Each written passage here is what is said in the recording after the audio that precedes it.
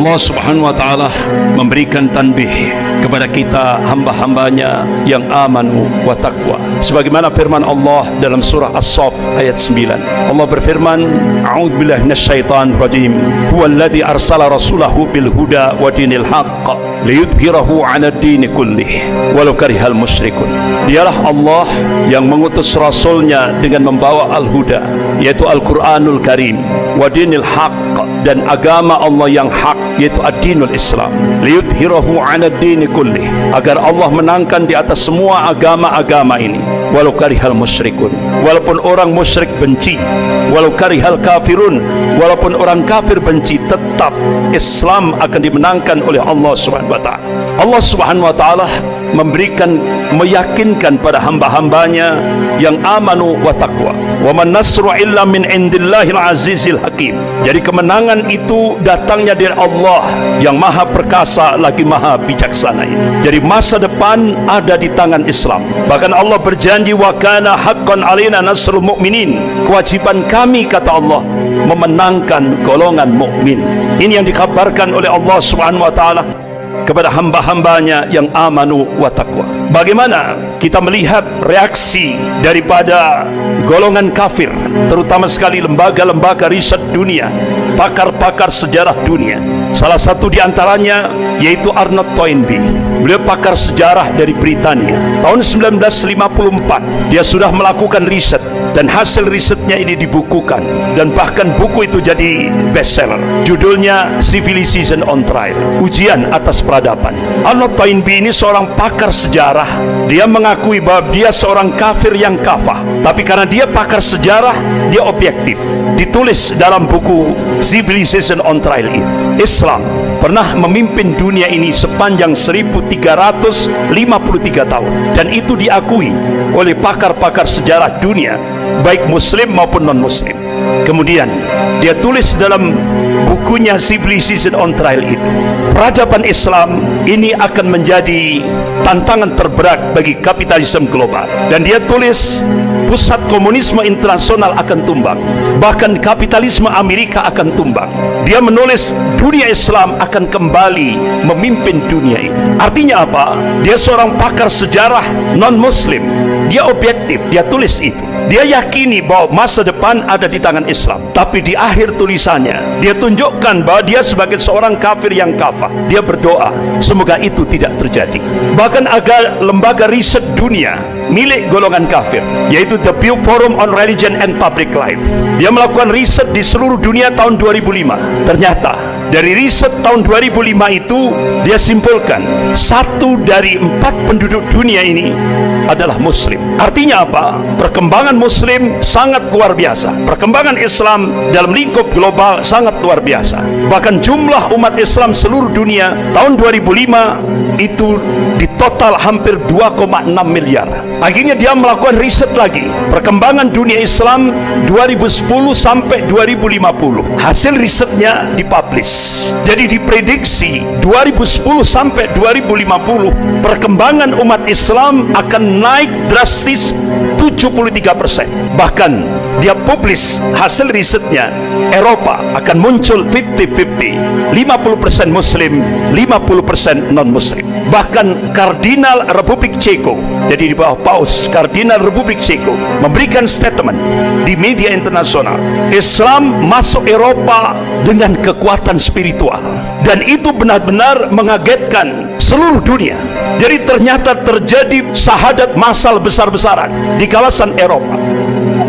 Asyhadu an la ilaha illallah wa asyhadu anna Muhammadan Rasulullah. Bahkan di Eropa Jumlah Muslim terbesar seluruh daratan Eropa itu ada di Perancis. Hampir 7 juta lebih umat Islam ada di Perancis. Bahkan ketika Presiden Perancis Emmanuel Macron melakukan gerakan Islamofobia dengan menggunakan institusi negara, mereka melihat dianggap Islam akan melemah. Tapi apa yang diingatkan oleh Allah Subhanahu wa taala dalam surah As-Saff ayat 8, a'udzubillahi minasyaitonir rajim, yuriduna liyutfi'u nurallah biafwahihim wallahu mutimmu nurihi walau karihal kafirun. Mereka hendak memadamkan cahaya agama Allah ini dengan mulut-mulut mereka, dengan ucapan-ucapan mereka, dengan mesin-mesin informasi mereka. Tapi Allah Subhanahu wa taala tetap menyempurnakan cahaya agamanya walaupun orang-orang kafir itu benci. Apa yang terjadi di balik gerakan Islamofobia, kebencian terhadap Islam dan kaum muslimin yang digerakkan oleh Presiden Prancis Emmanuel Macron? Terjadi syahadat massal di Prancis 2 kali lipat. Luar biasa. Itu sesuatu yang mengagetkan dunia. Bahkan di Inggris dan Jerman itu hampir sama. Hampir kurang lebih 3 juta umat Islam di Inggris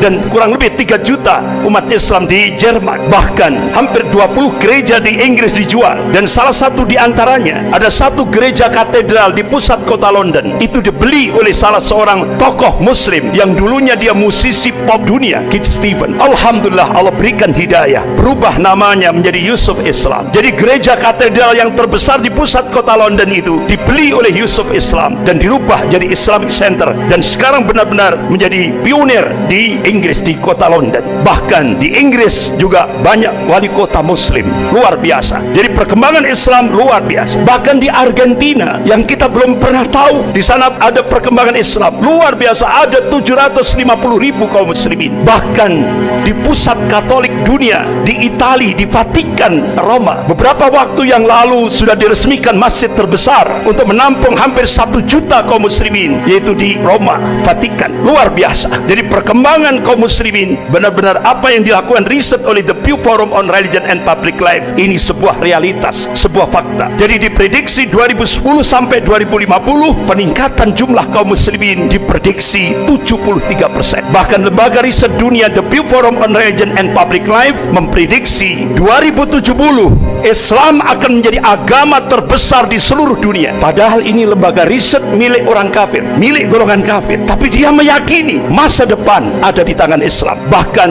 National Intelligence Council, Dewan Intelijen Nasional yang menaungi 15 negara di bawah kepemimpinan Amerika melakukan riset. Hasilnya dipublish di media internasional. Start 2020 akan terjadi kebangkitan Islam global, dan itu akan terus bergerak di seluruh dunia, terutama sekali dunia Islam. Bahkan Dinas Intelijen Rusia memprediksi akan terjadi kebangkitan Islam, yaitu diprediksi 2025. Rasulullah SAW mengabarkan kepada umatnya, qala Rasulullah SAW, innallaha yab'atsu li hadil ummah ala ra'si kulli mi'atin sanatin may yujaddidu laha dinaha. Rawahu Abu Dawud. Rasulullah mengabarkan, sesungguhnya Allah akan memunculkan, akan membangkitkan di tengah-tengah umat ini dalam setiap penghujung 100 tahun, yaitu seorang al-mujaddid, pembaharu di dalam agama ini. Imam Ahmad rahimahullah, beliau mencoba untuk mencari hadis-hadis sahih dalam kutubus sittah. Masya Allah, dengan matan hadis yang sama beliau cari dalam kutubus sittah. Alhamdulillah, beliau temukan hadis-hadis yang sahih ini. Beliau pelajari, beliau teliti, beliau kaji secara dalam. Akhirnya beliau mengambil satu khulasah, kesimpulan.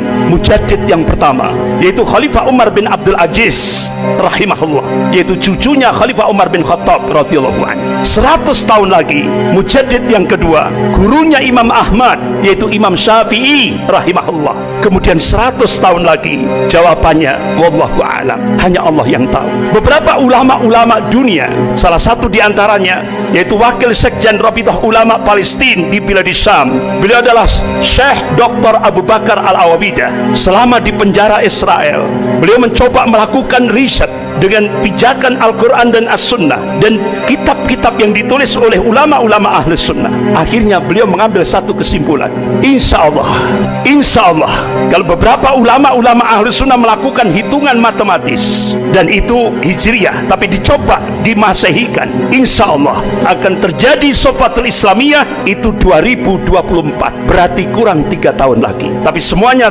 wallahu a'lam, hanya Allah yang tahu. Dari hasil kajian ulama Syekh Dr. Abu Bakar Al-Awawidah ini. Akhirnya apa yang terjadi? Ketahuan oleh tentara Israel, oleh polisi Israel, sehingga di penjara Israel Syekh Dr. Abu Bakar Al-Awawidah kedua matanya disinar sampai buta, fisiknya disiksa dengan cara-cara yang sangat biadab, sampai akhirnya beliau selesai masa tahanannya. Qadarullah, begitu selesai masa tahanannya, beliau bercita-cita ingin menyampaikan hasil risetnya kepada umat Islam di Indonesia ini. Qadarullah, akhirnya Allah mudahkan perjalanan beliau dari Palestina menuju Indonesia. Tepat bulan Juli 2015, beliau diterima di Masjid Jogogarian, Yogyakarta. Beliau sampaikan hasil risetnya. Insya Allah, berdasarkan nas-nas syar'i, Allah Subhanahu wa Ta'ala akan memunculkan pemantik awal kebangkitan Islam global dari arah timur. Kata beliau, insya Allah dari Indonesia. Akhirnya sampai beliau meneteskan air mata dengan suara yang terbata-bata. Wahai umat Islam Indonesia, genapi syarat-syaratnya supaya kalian layak dipilih oleh Allah menjadi pemantik awal kebangkitan Islam global,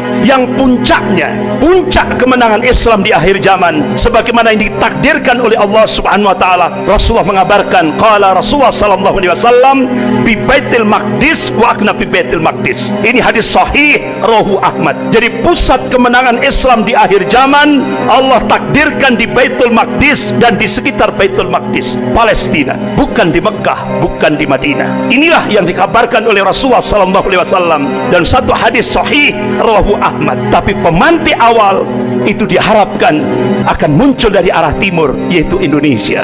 Bahkan terjadi ijtima ulama seluruh dunia, semua berdoa mudah-mudahan Allah jadikan Indonesia menjadi pemantik awal kebangkitan Islam global, dan itu diprediksi 2024.